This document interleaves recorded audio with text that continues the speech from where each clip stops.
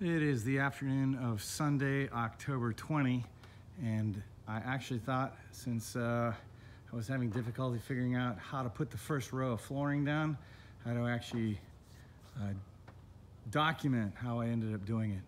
Because there's nothing or nowhere to hang or rest the wood before it's nailed and glued down, I actually built some temporary supports along the wall, and I spaced it out 1.5 inches so that there's a ledge for the wood to actually sit on, so it'll actually pivot right into place.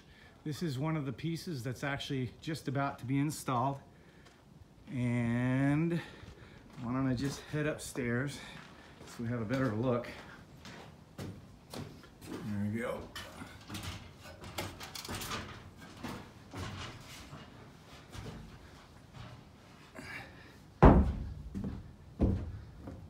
Pay attention here so I don't end up falling. Okay, these two have already been secured. This panel and this panel. So from the top, I've marked lines where the panel should actually rest when we're all done. So everything has been pre-fit. This is the last piece that's going to go in. Everything has been cut.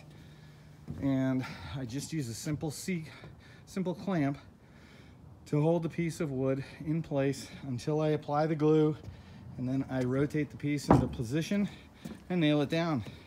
I turned a complex problem into a very simple solution. So a little extra work getting the braces up, but now that the braces are up and I have an extra row of plywood to walk on, it makes life actually pretty easy.